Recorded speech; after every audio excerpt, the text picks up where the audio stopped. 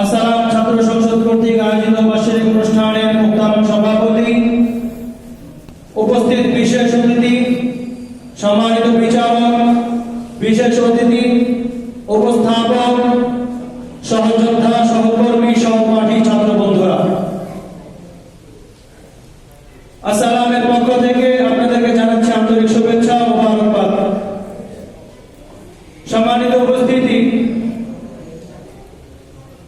আজকের অনুষ্ঠানের এখানে দাঁড়ানো এটা আমার জন্য আসসালামের মঞ্চে শেষ। কিছুটা আবেগাপ্লুত, কিছুটা রোমাঞ্চিত, হয়তো এরপরে আসসালামের মঞ্চে আর কোনোদিন দেখা হবে না। আসসালামের মঞ্চে শেষবারের জন্য আসসালাম কর্তৃপক্ষ যে বিষয় নির্ধারণ করেছেন, বিজয়ের 53 বছর, প্রাপ্তি অপ্রাপ্তি, সময়ের সংক্ষিপ্ত আলোকে কিছু আলোচনা আপনাদের ক্ষেত্রে পেশ করবো ইনশাআল্লাহ। সম্মানিত উপস্থিতি, বাংলাদেশের বিজয়ের ইতিহাস যদি 1971 থেকে লেখেন তাহলে ভুল হবে। বাংলাদেশের বিজয়ের ইতিহাস আপনাকে লিখতে হলে ফিরে যেতে হবে মোহাম্মদ বিন কাসিমের কাছে, ফিরে যেতে হবে মোহাম্মদ বিন ইখতিয়ার উদ্দিন মোহাম্মদ বিন বখতিয়ার খিলজির কাছে। বাংলাদেশের ইতিহাস যদি আপনাকে লিখতে হয় তাহলে ঘুরে যেতে হবে 1803 সালের শাহ আব্দুল আজিজ মুহাদ্দিস দেওবন্দি রহমাতুল্লাহি আলাইহির বিপ্লবী ফতোয়ার কাছে। ইতিহাস যদি লিখতে হয় 1831 সালে বালাকোটের ময়দানে ফিরে যেতে হবে। যদি বাংলাদেশের ইতিহাস লিখতে হয় যেতে হবে 1866 দারুল উলুম প্রতিষ্ঠার ইতিহাসে, যেতে হবে 1915 রেশমি মাল আন্দোলনে, যেতে হবে 1947 ইতিহাসে। এই ইতিহাসগুলি যদি কোনোদিন না লেখেন তাহলে বাংলাদেশের ইতিহাস, বিজয়ের ইতিহাস কোনোদিন লেখা সম্ভব নয়। কারণ এই ইতিহাসগুলো ওলামায়ে কেরাম নিজেদের রক্ত বিলিয়ে দিয়ে কায়েম করেছিলেন। আমরা বলি বা আপনারা বলেন যে ওলামায়ে কেরামের কোনো অনুদান, যেটাই বলেন অবদান, স্বাধীনতায় নেই, বিজয় নেই। আমরা বলি আমরা আপনাদের কাছ থেকে এগুলো শুনতে চাই না, আমরা আজরুম মিনাল্লাহ, আল্লাহর কাছ থেকে প্রতিদান আশা করি। বিজয়ের 53 বছর হলো। শেখ সাহেব, বাংলাদেশে বর্তমান শেখ সাহেবের নাম নিলে মানুষ লজ্জা পায়।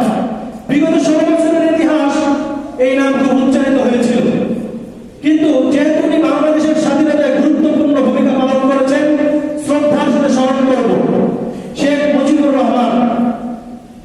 উনি ওনার জানার বক্তব্যে যখন বাংলাদেশ স্বাধীন হয় এরপর ধীরে ধীরে যে প্রাপ্তির কথা ছিল, আমাদের দেশের চাকরি, আমাদের দেশের জনগণ, তারা যারা বেকার আছে তারা চাকরি পাবে, আমার দেশের জনগণ উন্নয়নের রাস্তায় আসবে, আমার দেশের জনগণ বিশ্বের সাথে টক্কর দিয়ে লড়াই করবে।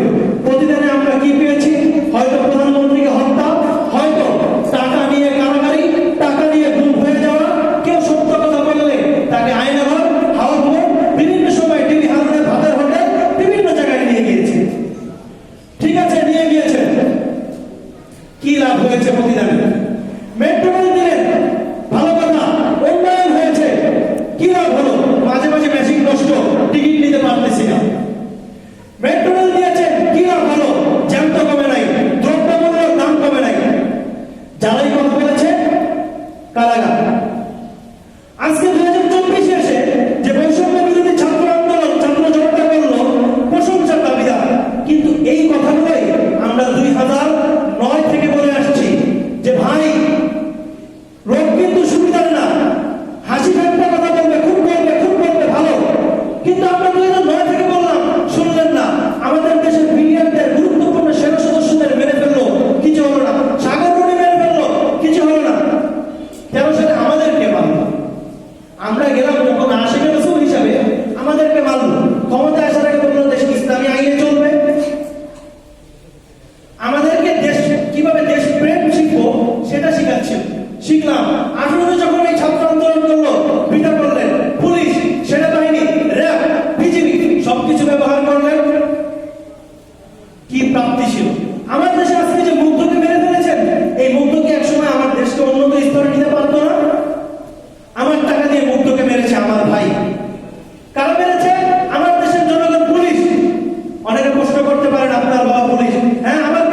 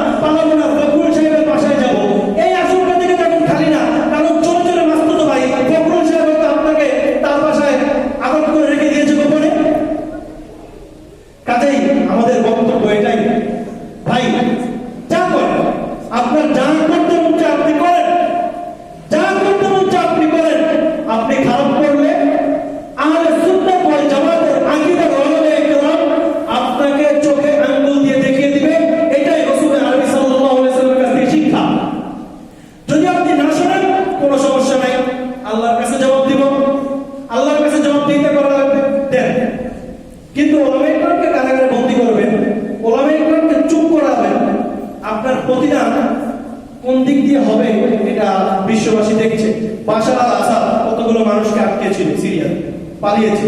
আমাদের দেশের সাবেক প্রধানমন্ত্রী পদ্মা সেতু, মেট্রো রেল সবকিছু দিয়েছে, কিন্তু কি হলো? পলায়ন করলেন।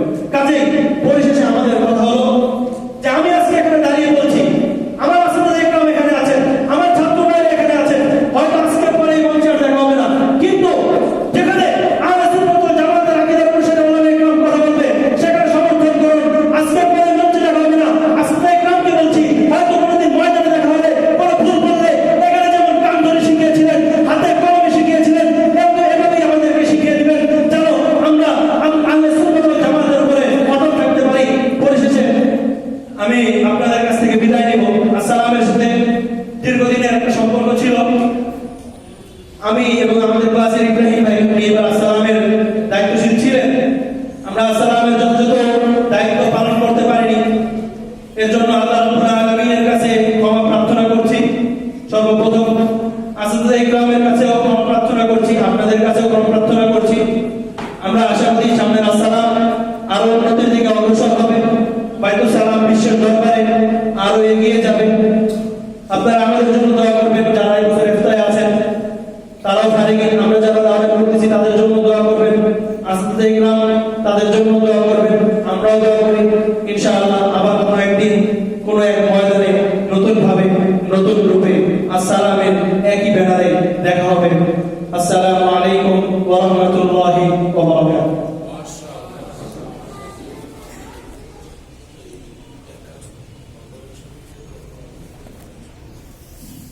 সম্মানিত